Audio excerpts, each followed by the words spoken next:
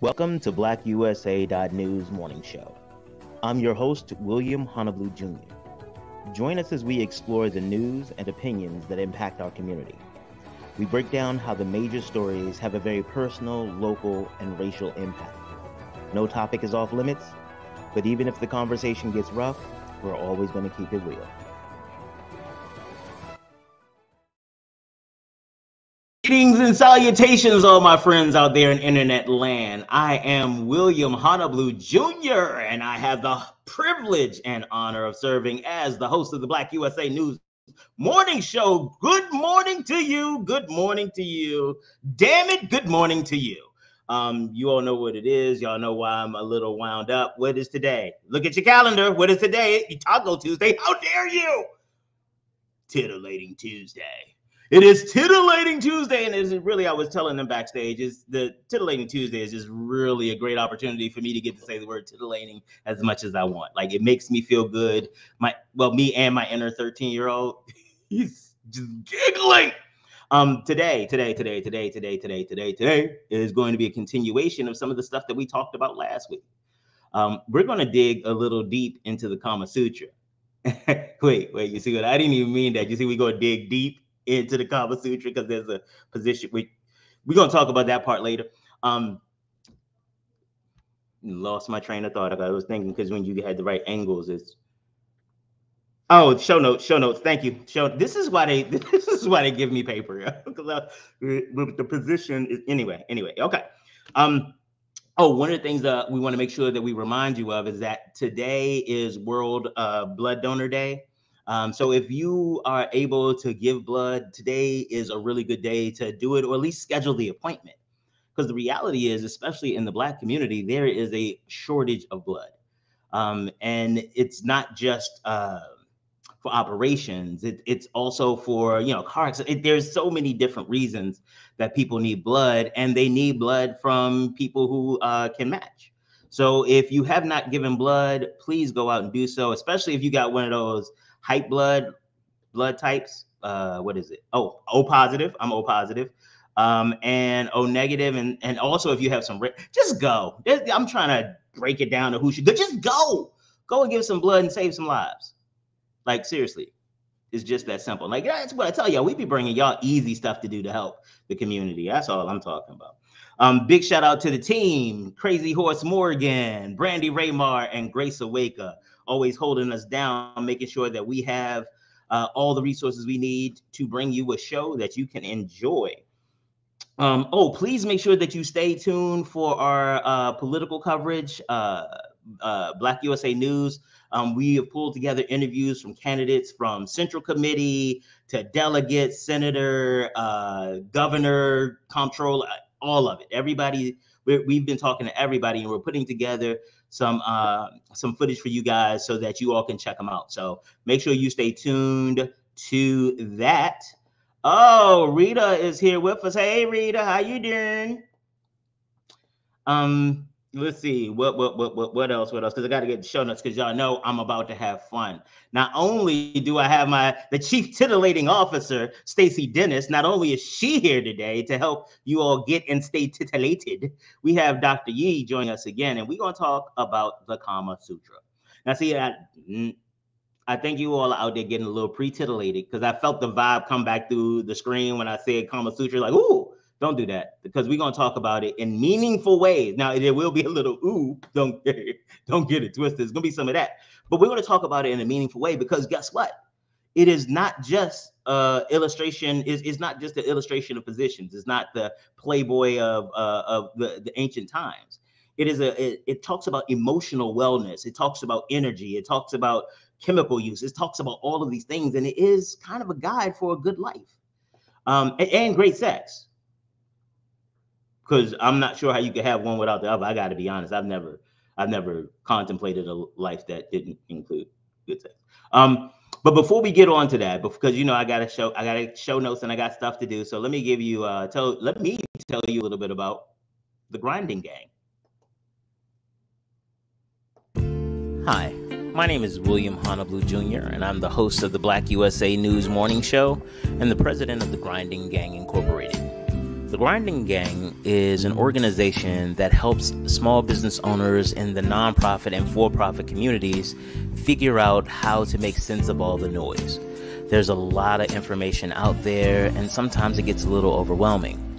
We help you develop business plans. We help you figure out what to do with a lot of the information you receive, and we also help you figure out how to become more profitable. We also host a variety of workshops. You can check out our next workshop on grant writing right here. So that's how we can help you build and grow your business. What I want to do real quick right now is to bring the co-host of Titillating Tuesday to the stage, the chief titillating officer herself, a public health professional, a sex educator, and the adult in the room. Hey, wait, there's the button. Hey, how you doing? Hi. The adult in the room. Yeah.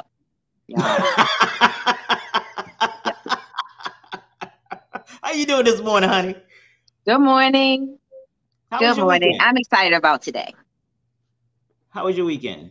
My weekend was great. It was busy because I also work in the ER, so it was busy, and doing both of these things at the same time is a little exhausting, but it's what I'm supposed to be doing. Look at you out here doing the damn thing, always with your cape on. Always got your cape on. So I was gonna I looked up some stuff about Dr. Yee, and I was gonna try to spit it, but then I was like, nah. Last week I couldn't do better than what you did last week, so I'm gonna let you introduce Dr. Yee. Go ahead. I'm gonna give you the whole floor. Go ahead and tell them about her. Tell them about her. Queen Mother. Yeah, she's amazing. She's amazing, and I hope that through this show that more viewers will be able to connect with her and get with her. She is an acupuncturist and a doctor of Oriental medicine here in Maryland, and she knows homeopathic modalities. And sorry, that was my Animal Farm scurry. It's like Dr. Doolittle in here, but she's an acupuncturist and a professor at the University of Maryland School of Integrated Health. She is amazing, and she is and a tantric professional. So she's going to add a lot to our discussion today, and I can't wait for you all to get used to her. All right, well, let's go ahead and get her in. Dr. Yee, you ready? Dr. Yee, you ready? Paging Dr. Oh, here she goes. Hey, Doc. Happy Tuesday, everyone. Thank you for inviting me back. We had so much fun last week. Absolutely. William had the most fun last week. William always has the most fun. Why would we have a show where William didn't have the most fun? That doesn't even seem like a good show. I don't think I would like that, though. So Doc, Stacey did a wonderful job of introducing you, but if you could tell us a little bit more about like your specialty, how do you help people? Because you talked about some stuff last week. People was like, what? People do that? Oh my God, you could teach people that? Oh, I got so you might be getting a couple of DMs because I refer people to you. Like I don't know what to tell you. You might want to real talk. Facts. Thank you. Well, my primary function in life is a doctor of Oriental medicine, and I operate my private practice in Owings Mills, Maryland. So that is my primary hat, Doctor of Chinese Medicine, where I perform acupuncture, and instead of prescribing pharmaceuticals, I prescribe Chinese medical herbal formulas to assist people with various diseases and disharmonies in their bodies. So that is my primary role in life. Tantra instructor is a small part of my life, but it is a very vital part because so many things come from being blocked, being hindered, being energetically stagnant. There's so many issues that we have that stem from childhood, physical abuse, emotional abuse, psychological abuse, sexual abuse. I know, oh gosh, when I was in my 20s, the statistics said at that time, and I'm sure it's far more than that now, that 1 in 5 women in America have experienced some form of sexual molestation or abuse as a child, and 1 in 4 men. That was just the reported cases. Right. Yeah. I can only imagine what those numbers are now, 30 years later. So when you look at the effects of childhood sexual traumas and abuse, and how we carry that into our adulthood, and how it affects our relationships, not just our relationships with ourselves, but our relationships with our families, our friends, our coworkers, and especially our intimate partners. We bring all of our traumas into the bedroom with us. We bring all of our issues into the bedroom with us. And we have so many issues. It's ridiculous. So while tantric energy work is a very small part of what I do, it's still a very profound part. So I'm gonna tell you, you being disrespectful right now because you came up with a whole other show topic. That's not even what we're talking about today. Like that, you see what you're doing. You're just trying to make sure you coming back next week, because that's a whole show topic I got to prepare for. Like, I wrote it down. How do you enjoy sex? So how do you navigate sex after abuse? Because you are absolutely right. So do me a favor, titillating officer, write that down for next week, because that is a serious problem, especially I've met people who didn't even realize they were abused. Well, remember, we touched on it when we talked about phobias a couple weeks ago. Yes. We did touch on it, but I think it is such a large topic, and it does affect every aspect, not just sexually, it affects every aspect of our lives, and we become severely imbalanced. You just don't know that. And remember when I said there's a lot of walking crazy? Yes. You know, you're functional, but you unbalanced. You know, you functional. You go to where you put your clothes on, you go to work every day, but you crazy. There's an imbalance with you. And we touched on it a little bit. And so I will be happy to have Dr. Yeh back. Oh, okay. Next week. I'm sorry, when it just, the way that you explained that and just wove it into what the rest of the conversation, and you presented it like just a natural part, but people don't realize how unnatural and profound it is on their identity, because for a lot of people, their identity is anchored in some of those traumas. So, my goodness, that's what y'all. I gotta. You know what? We have to pre-record Dr. Yee's segment, because I need an opportunity to calm myself down, because now I'm like, well, let's hurry up through the tantric part and some Kama Sutra and talk about that. That's nope. All right. You sorted me last week, bruh. We're going to get into it this weekend, and in actuality, we're going to have we're still going to be able to touch on what she said through talking about the Kama Sutra. You ready? I apologize. That was just so profound. We had to stop everything, because that is huge. So I apologize. We talking about the Kama Sutra today, Doc. Go ahead. And I'm not sure if you look like a Black woman. So how you get into all this Chinese stuff? Well, actually, how my journey began in natural medicine is that everything good came from the motherland first, right? Civilization began in the motherland. Medicine began in the motherland. Everything that's anything, people came from all over the world to the motherland to learn and take it back. So how my journey with natural medicine started, it was a little girl in Mississippi. We couldn't always afford to go to the doctor and all of that, but we had Big Mama and Medea and Nan and all of them that would get in the kitchen and mix up stuff, and they knew what to do. Now, for me, I was in a severe burn accident as a toddler. And when people see my hands, sometimes, you can still see where they're discolored. And in my right hand specifically, you can kind of see it a little bit. You can see like the little traces of the burn marks still in my hand, like little marks that are still there. The doctor had told my mother and father after after the accident occurred, and he bandaged my hands, and my dad said he put my hands in his hands and prayed and told them that he had done all that he could do and the rest was up to God. And they sent me home, and he told my parents that according to medical science, Western medical science, I would never be able to use my hands. But somebody said I had a praying grandmother. And my mother's mother brought me home because it was a big battle. But everybody wanted to take me from my parents. My mother's parents took me home, and my grandmother began to nurse my hands with various herbs. And so not only did God heal my hands, God and my grandmama, not only were my hands healed, but now I use my hands to make a living and help heal others. And my grandmother would always tell me, you have healing hands, you have healing hands, you have healing hands. And now I use my hands to help heal others. So that was how my journey began with natural medicine. So everything about you is impressive. Okay, all right. So tell us a little bit about or traumatic. Huh? She said or traumatic. No, she's not. No, it's not.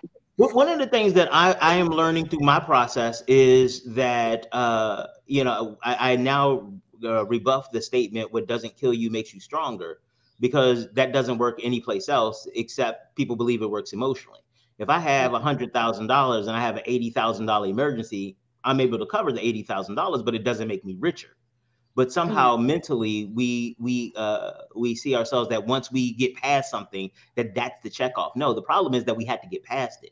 Those are resources that we are taking from someplace else to invest into getting to addressing the trauma. And that's no bueno.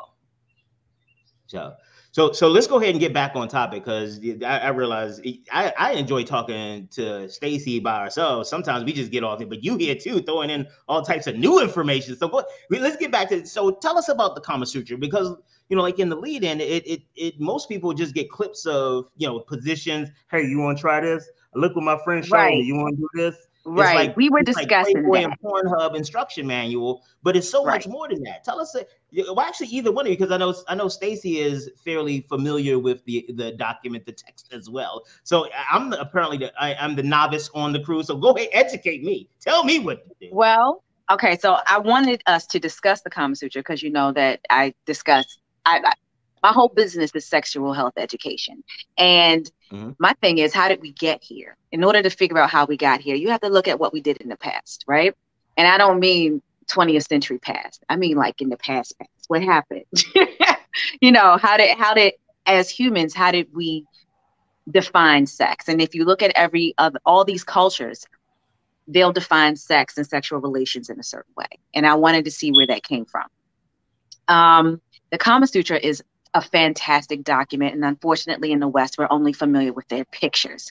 Look at what the pictures show. But no one ever reads the 10 chapters that comprise it. And it is a fantastic document. Let me just give you a little bit of how it came to be. It is, and this is according to Indian legend, because this is based on Indian culture, the Indian god Shiva, in love with the female projection of himself. Okay, enjoyed sex so much. It's like, this is fantastic, being a girl, that he wanted to pass on the discoveries he made while being in his female form. And it covers everything having to do with the being male and female and having relations. It is meant to be enjoyed. It is meant not just procreation. It's meant to be enjoyed. So a God said that we're supposed to do it like this? I like it. Go ahead, keep going. I like it. Sex is supposed to be a natural impulse, and it is to be enjoyed. And so the entirety of the Kama Sutra is how best to enjoy the sexual impulse. I was like, yeah. Why was I not born Indian? This is amazing. You know? It is not sinful. It is meant to be enjoyed. And the whole purpose of the book is the gathering of all of these Indian philosophers and poets telling you how best to navigate what is naturally in you. Hello? And I'm sitting here and I was like, this is how Western culture has got it jacked up. We have ruined it. We put it in a box it was never supposed to be in. And now you've got people walking around with traumas and predilections and yeah. So that's what we're going to talk about today. I like it. Dr. Yee, what you want to put on it? What you want to put on it? Well, I also want to add that when you look at the Vedic texts in India, sex I'm sorry, was... don't go around using brand new words for people and Okay. act like when you're you look supposed at to keep up. ancient texts in India, sex was for pleasure and for healing. And sex, prior to patriarchal religious creations, sex was a part of worship. The point of orgasm was considered to be the point where your entire being, everything about you was opened up to the heavens, and you were in direct, open line communication and oneness with God. And that was the point of prayer, like we had touched on last week. That was the point of prayer. You know, we used to laugh at Marvin Gaye, and, you know, when he talked about sexual healing. But sex is actually healing. It's for procreation, yes, and healing and pleasure and enjoyment. And can I tell you, it's the Bible even talks about it. The Bible even got a little bit of Kama Sutra up in there too, in the book of the Song of Solomon. You about to get a whole bunch of replies because last week you and your Bible talk sparked a whole bunch. I know, but I got Bible today. I got Bible today. Like, you know, people like, show me where that says in the Bible. Well, I got it for you today. I got it for you today. Because how I got started in this teaching others, as we touched on last week, was while a lot of people were teaching certain things as being taboo for the congregants, they themselves, as has always been in ancient society, the general populace was told, touch not, taste not, want not, while the upper echelon, and that included the clergy, yeah, well, they were practicing Tantra and Kama Sutra and all of these other things. In the tantric circle, Solomon was one of the biggest and baddest tantric practitioners ever. Homie had 1,000 women. 1,000. How do you have time to roll? That's Tantra energy projection. Energetically. Tantric energy projection. And once you learn, like we talked about with the class a little bit last week, once you learn how to do it, then you recognize it when you see it. But for those who don't know, they read the Song of Solomon all the time and they lie and say, oh, this is showing the relationship between Christ and the church. No, it's showing the relationship between a man and a woman, between Solomon and that beautiful Black African woman, the Shunammite, who was Black and beautiful and altogether lovely. And it gave very intimate details that we cannot skirt around and say that this is a relationship between Christ and the church, because Christ ain't French kissing nobody.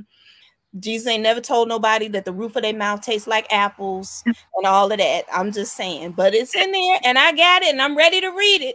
I'm ready to read it. So y'all grab your Bibles and you can turn to Song of Solomon chapter 7.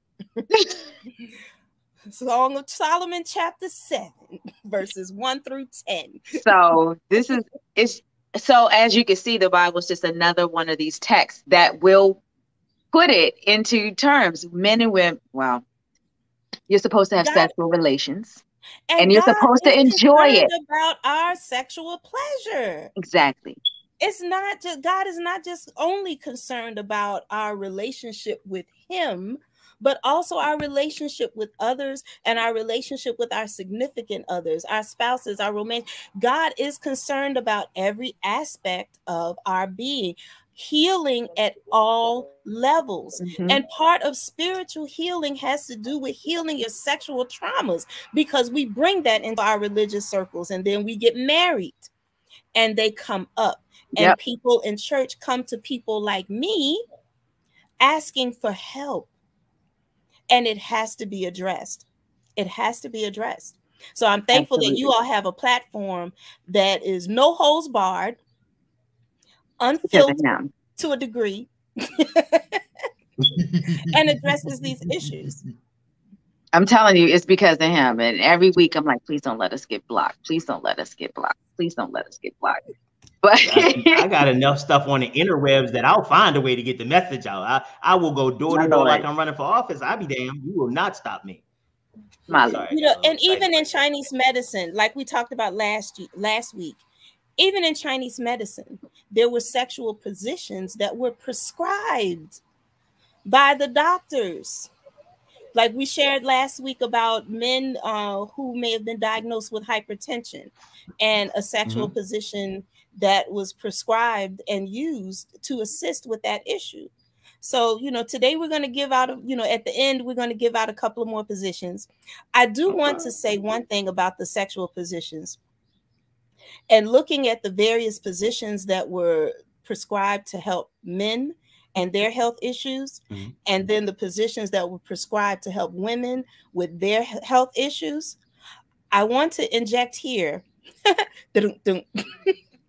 want to inject here that the majority of the positions that we use today are geared toward women's health. They ought to be. And when looking at that, the thought that crossed my mind is, could this be one of the reasons why women on average in America live 10 years longer than the men? Our life expectancy is 10 years longer than the men. And I'm thinking this may have something to do with, now this is just the book of Yay, so don't quote me, this is just my thoughts, that most of the positions that we do are positions in Chinese medicine that help women to heal. I'm sure I can probably find a grant that we can use to test it. Hey, yo, and I can write that joint. I got a whole, don't threaten me with a good time. I got a pen will travel. And I will be the clinical observer to document there we go. the findings. Hey, so y'all listen up. If y'all ever hear we having volunteers for the, hey, you might want to go ahead and get in. Because we be certain I can write a grant for that. No. I don't know why you did the bundle. I'm dead. Because you said they want to get in. Oh my God, I did it again. Thank you. Oh, I love you so much. Thank you for coming here. I appreciate it. Okay. Thank you for coming. Another one. Another one. Got and another one. I am like the DJ Khaled of inappropriate jokes. And another one. Sorry.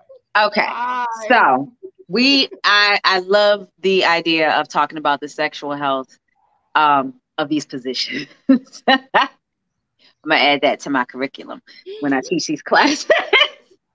But I want to give you some notable facts or notable observations in the Kama Sutra, and then I'm gonna throw them out at you, and then I want to see your, I want to see your reaction. Okay. So who is this? The Kama Sutra describes sexual types, and they classify men and women on sexual types, and they say that, you know, certain types of men and women are prone to enjoy sex together. They're a good match for each other.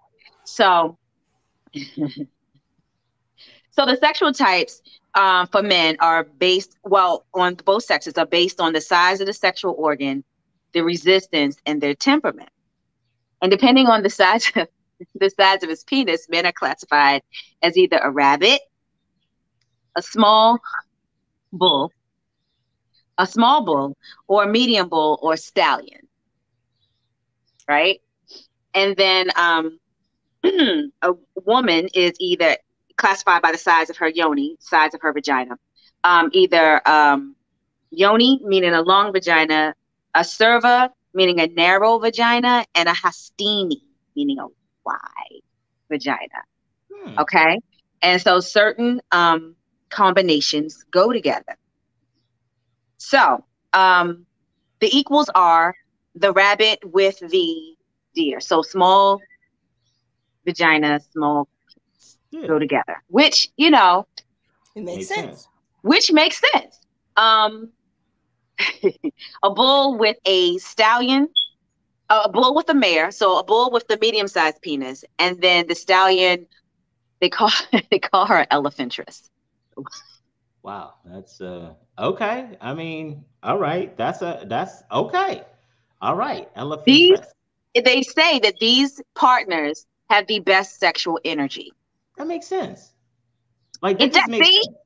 See, they say that they have the best sexual energy, and they will match each other's energy and the timing of their. I think it makes perfect sense. It does make perfect sense. See, there was a book. There was a book written in the 70s by a woman named Xaviera Hollander. She was the one who wrote The Happy Hooker, but she also wrote a follow-up book called Super Sex. It is an amazing description, and the more that you all talk about this, the more it sounds like portions of that book are reflective. She didn't get in because she's trying to sell it, and we'll talk a little bit more, hopefully, about the use of sex and sexual information as a tool of white heterosexual male dominance. But that's a whole thing. But so she talked. Part of her big thing was really spending time understanding who your partner is. And if you're a minute man, find a minute maid. If you are tiny, find somebody tiny. Actually, I had a friend of mine who she was seeing this dude, and he made some comment about, his security about his penis size before they had sex. And she said, again, had they read the Kama Sutra, he wouldn't have been offended. She was like, no, actually, I take it back. It was after sex. So he said something about his penis size. She said, that's cool, though, because I don't like big dicks like that anyway. And for him, it was, so you can get, and there's like, but because our egos, especially men's egos, are tied in that type of performance or the size, he missed the fact that she was pleased. Exactly. Your whole goal was to pleasure each other. He pleased the crap out of her and totally missed it. She was like, what's the problem? But some of this is what you're talking about. We don't get taught the real part. Real talk, how I learned a lot. I found out about sex. I learned in magazines underneath my cousin's bed in the 70s and 80s. Like the real talk. My mother gave Benny Hill show. And my mother gave me, those low budget folded things back in the day. Doctors talk to teenagers about sex and wanted to hand it to me. And again, she tried to have the conversation. It was just like, every time she started talking, I was like, you don't even have sex. I don't even know how I got here. Stop talking to me about this. This is so nasty. And so for me, and then you had a choice between watching the little clip art book and reading that about, well, the condom goes down and the insertion point versus like, oh, baby, I like it when you do that. Tell me, tell me who's the man? Who's this? Who's this? It's like, I'll read this one because these stories are so much more engaging than doctors talk to teenagers.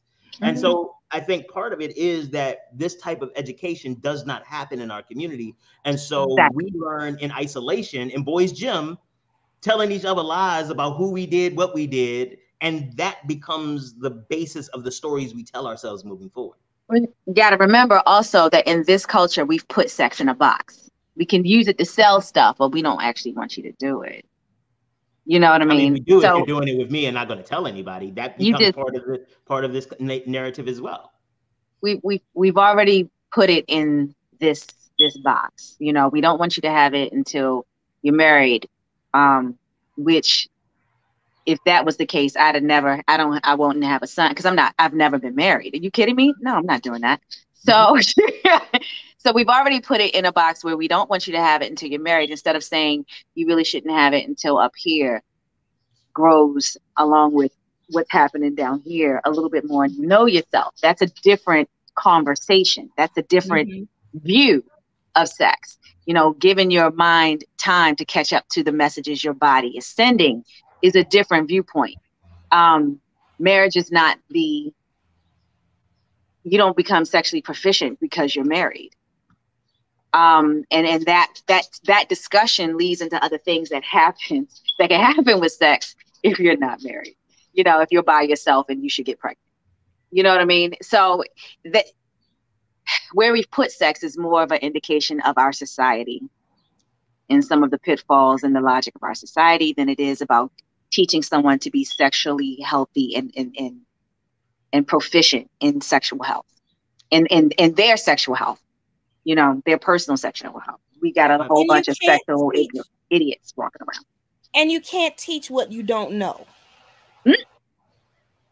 You can't teach what you don't know. Go ahead, go ahead, go So, ahead, go ahead. and I said, So thinking if you just, about if you like wanted the whole with thing. my mother, when my mother, when her menses came on, when she was a little girl, no one talked to her about it. My grandmother didn't talk to her about it. It just like they showed her what to do and said, this is going to happen to you every month, and this is what you do when this happens. And now you have to stay away from boys. Right. Dang. They couldn't even say the word pregnant. Right. My mother told me they couldn't even say the word pregnant. They would say, oh, so you'd hear the elders saying, oh, so-and-so got her leg broke. And she said you'd go over to the girl's house expecting to see a cast on her leg, but her stomach was just bigger. They didn't even say the word pregnant. There's some people that I know in Baltimore right now that still don't even say the word pregnant. They say expecting. They don't say the word. When my menstrual cycle came on when I was a child, my mother didn't talk to me about it. You can't have conversations with someone that no one ever had with you. And like you, William, they just, put us in the little bogus sex ed classes that really didn't teach you anything other than anatomy and physiology, but they didn't teach you anything about sex. They didn't teach you anything about self-love, self-respect, about knowing your own body. They didn't teach us anything because they weren't taught. And my mother told me that the reason why was because they felt that if you talked about sex, it would make you want to go out and have sex, not realizing not talking about it was just as detrimental and probably worse than actually having a conversation, because everything that I learned from my friends was a lie. Exactly. You have a whole bunch of kids spreading things that are absolutely untrue. Remember when I told my son came to me and was like, can you tell me about gonorrhea herpes? Can I tell you about what? He said gonorrhea herpes. What is that? He said, I thought you knew you're in STDs. And I was like, you dummies squished together 3 infections and said it was the same. Khalil, go upstairs. You grounded. I can't believe you actually asked me that. I said, y'all have Google. We had Encyclopedia Britannica, and we only had the part that we bought. At the very least, we looked stuff up. Did you look that up? You will not find it anywhere. He said, so it's not true. What ends up happening with stuff like that? It ends up being a joke, and that people don't realize somebody was joking. And it's like, because I can see something happens like, oh, shoot, you mess with her, you're going to get gonorrhea herpes. And somebody's like, yo, she got gonorrhea herpes? Yo. Wait a minute. Then he came to me. That joint is dangerous. He came to me and said, what about the blue waffle? And I was like, boy. Blue waffle. It sounds like a new type of dish at IHOP.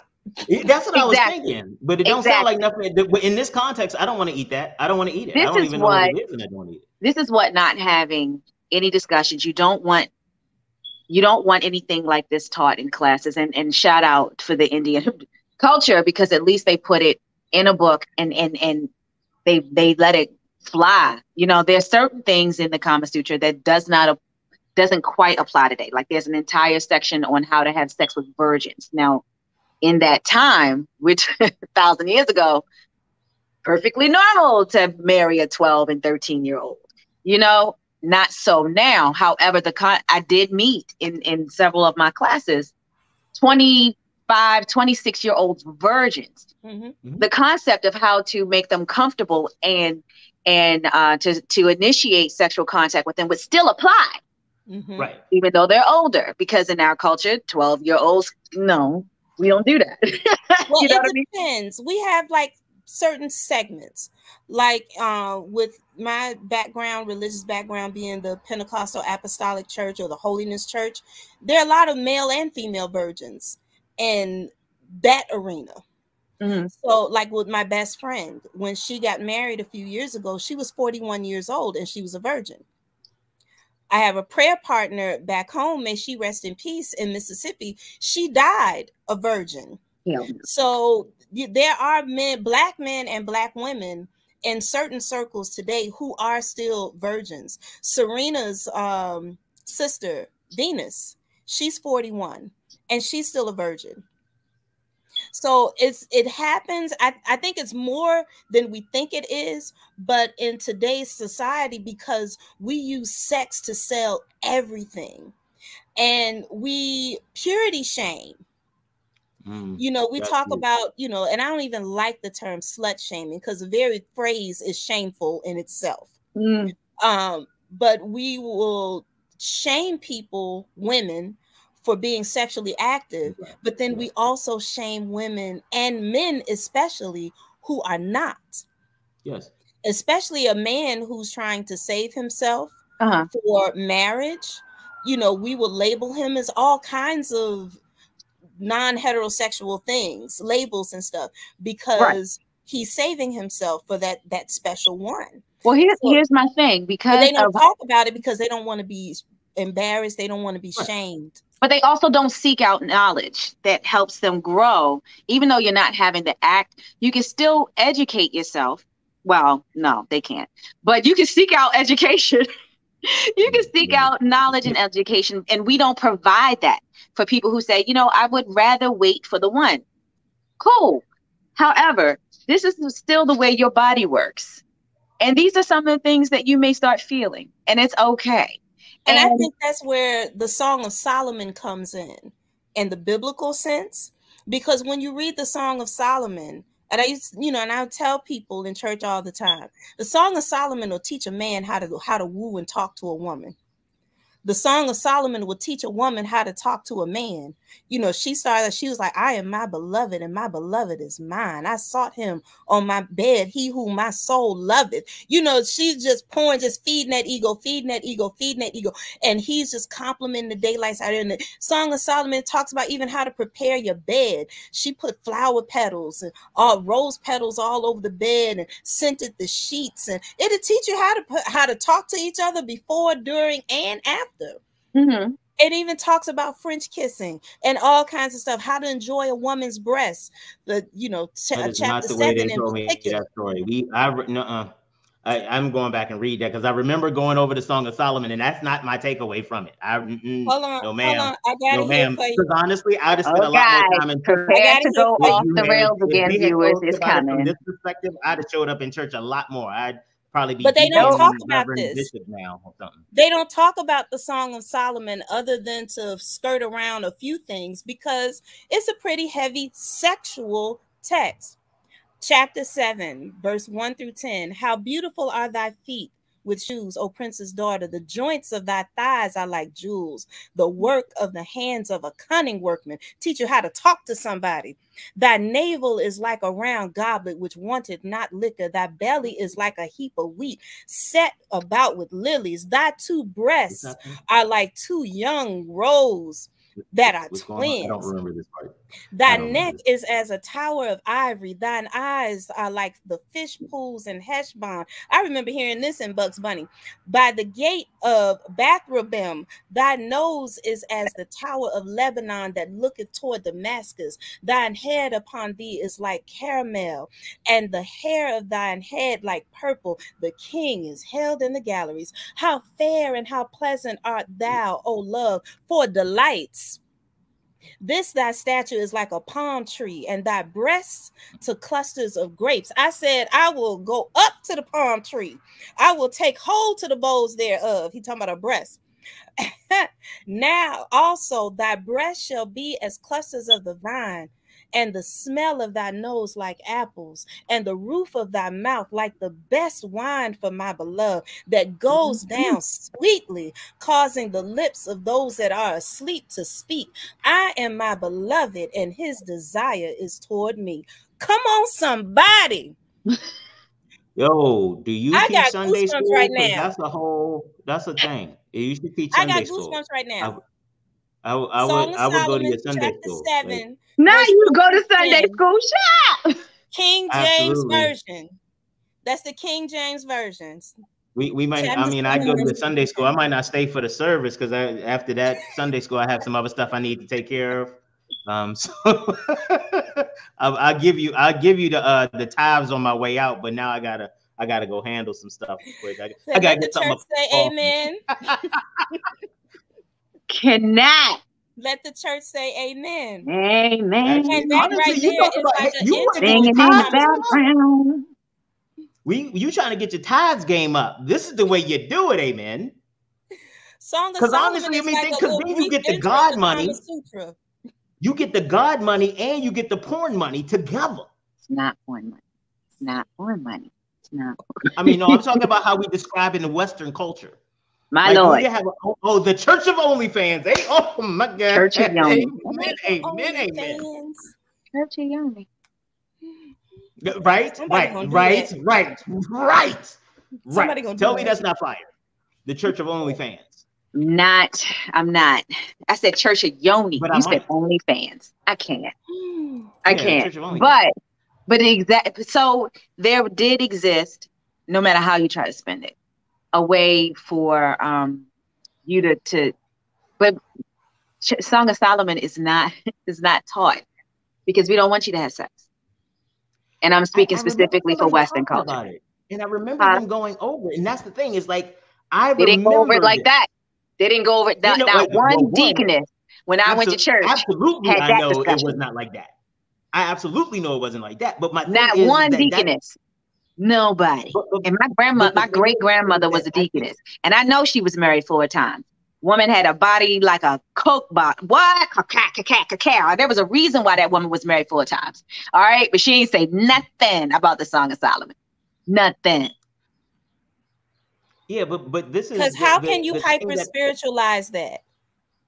You cannot hyper spiritualize that. He's comparing her body to a tree and talking about climbing it, comparing her breasts to grapes, clusters of grapes, and talking about grabbing the clusters, comparing the roof of her mouth. A cluster of to grapes apples. off of a real tree, that's not that small. Huh? Exactly. A cluster of grapes that's not that small. It depends on what tree you climbing. That might not be like, because that's, and so what I'm saying is that I think that there is to your point, to both of your points, there is a lot of I wouldn't even call it gaslighting, except I can't come up with a better word, that about sex and how we even remember it. How we remember, because I remember the Song of Solomon being, and specifically because I was like, why do they have songs in the Bible? I was like, is that the hymnal? And that's the only reason I remember this conversation. I don't know whether I checked out or whatever, because nobody was reading it like that. If they had read it like that, I'd be like, wait, say that. So what is this again? Let me take notes. What is happening? Where you going? But my thing is, like, book he knows. It'd be the only book he said. I don't know about the other books. However, let me tell you about Song of Solomon. Let me tell you what had happened was. And so, but I think that's to your point, is that even as we try to navigate these spaces, and even if you're trying to have a conversation that should include this, that we have been so conditioned that we don't even pay attention to the messages that are right in front of us, because that couldn't be in the Bible. I must be being nasty. Look at me. Because that is what we have been trained to do. We have been conditioned to traditionally to negate among the Christians in this country, and I'm gonna put it out there because there's some of us who are not Christians. But it's not just Christianity. I think Christianity has driven a lot of it, but it has poured into our general social context. But that's exactly what I was about to say, is that because Christianity has those tenets, those beliefs about what sex is and has leached into our social fabric. This is how things are taught in this country, and it's a problem because 19 million STDs is still an issue in the country. It's still a problem. And I loved working for the health department. I loved working for the STD program. But those numbers are never going to go down unless you change how the conversation about sexual health is. And it was done before, is what I'm saying. You know what I mean? Even in the book that you profess to use, the Bible, I won't even discuss how many pastors, deacons, church folk I treated in my clinic, but it's fine. It's fine. You have a roadmap, but we refuse for some reason in Western culture to follow it. And sex doesn't change. Our body and our response to sex has never changed. Conversation, however, has. And there are cultures like the Indian culture, Japanese, Asian culture through their pictures, the ukiyo-e pictures, which I am absolutely obsessed with. And even in the Bible did discuss it. For some reason, we're just like, no, it doesn't work that way. Really? Well, it's not Really? some reason that this is Well, we'll part gaslight the Bible. The Well, Song of Solomon has been gaslit like crazy. Oh, it doesn't say that. Well, if it said it, it didn't mean it. And if it meant it, it didn't mean it that way. But I think some of it, what you're describing is the way that people in power who oppress, this is their standard operating procedure. It is that if I can control, one of the biggest things, like when you look at cult behavior and stuff like that, it is the control of information and fundamental values. I control your vocabulary. Oh no, we're not, this isn't a cult, this is a religious experience. I start this is your family, not your friends. These types of words start building this type of cult mentality. And when you can control someone's food, shelter, sexual desires, and safety, you can control them. And this is another way, not just for the way that America has weaponized sex has not just been designed to imprison and to oppress women, but also any of the people of color that they want, because it is Black women are over sexualized. They want it. They can't be trusted, blah, blah, blah. Black men are always trying to get white women and they're really good at sex no matter what. Indian people, they're just nasty and freaky and blah, blah, blah. And all of these things are designed to keep othering them. You don't want, because everybody's coming to rape. Every person of color is coming to rape. That's what they want to do. Or they just want to have sex. And this commoditization and weaponization of sex, sexual energy, and ideals and philosophies is a tool of white heterosexual male dominance. Because if they can control our sex, they have a better chance of controlling us. And part of it, one of the things we talked about before we came on was and I think you were talking about, Stacey, somebody is bringing civics back into the classroom, and come to find out it got taken out.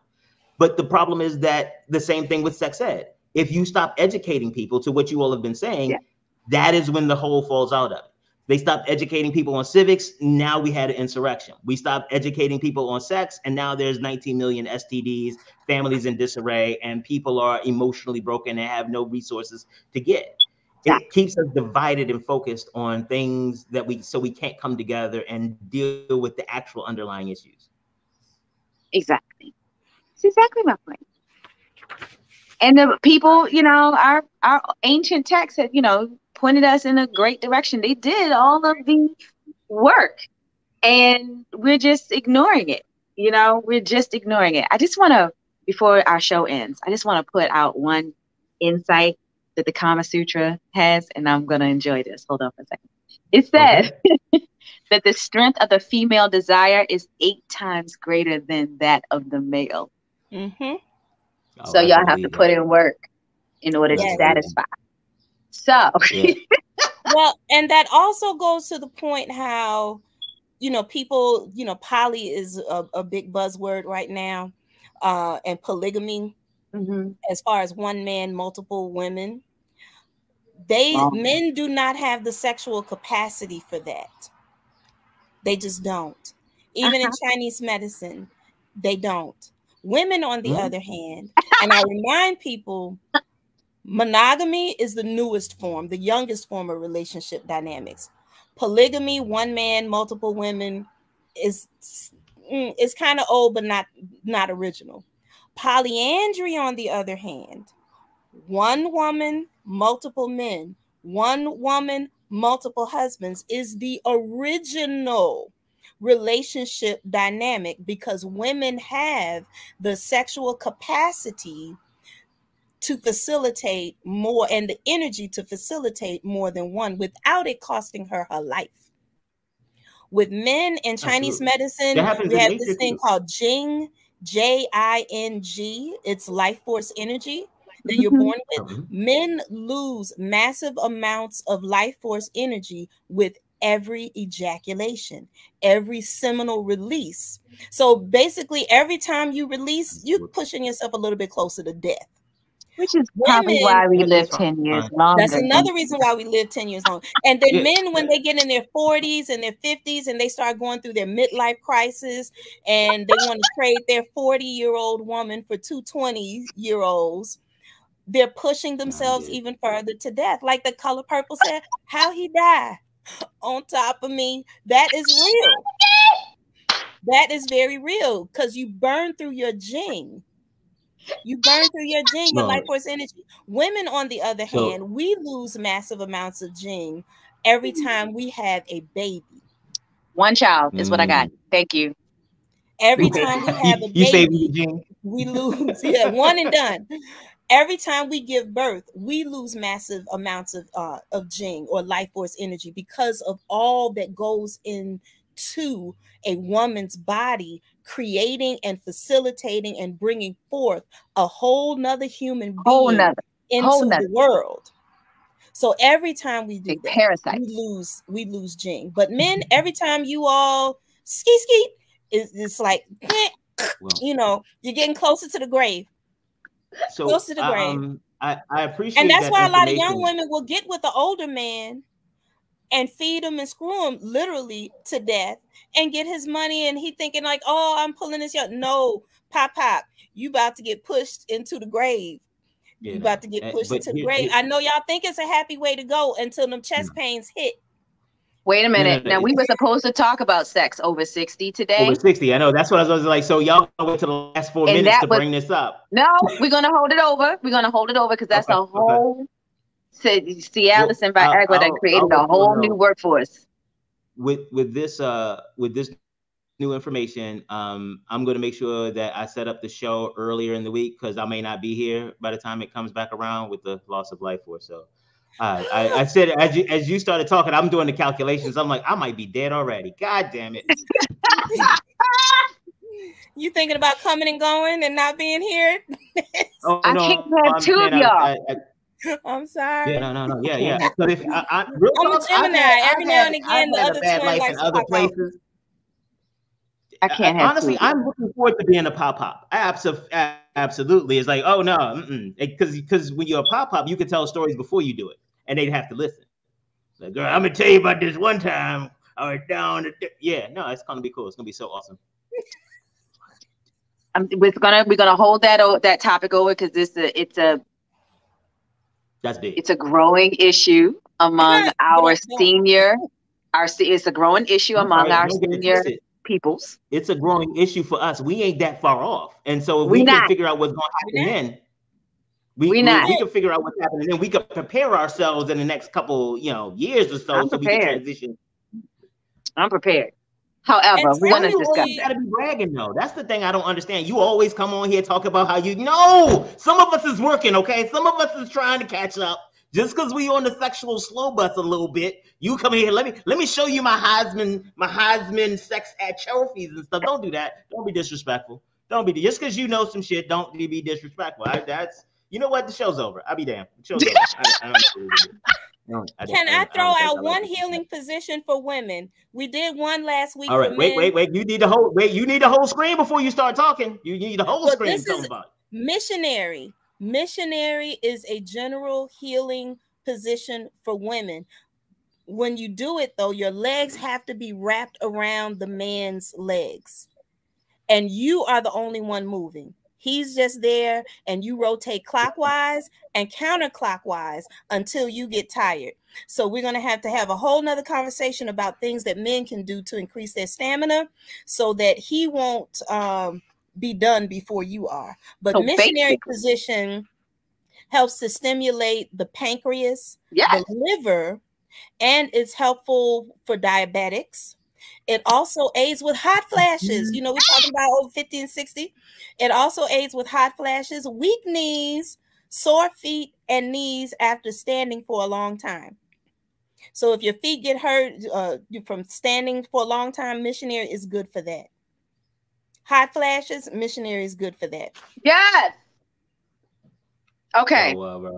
That's two extra shows, because I need to bring in a physical therapist or a kinesiologist to go along with her to go along with these positions, because I'm sitting here thinking, I was like, so basically the man is planking and she's thrusting up. That's a workout. We always knew that sex was a good workout, but this is why. No, he's not planking. He's in there. He's in there. He's propped up on his elbows. Yes. So he's in there, and she's closer engagement. They're close engaged, and he's on his elbows, like kicking down. Wait, he's relaxed. That's what I just realized. She's the only one that's moving.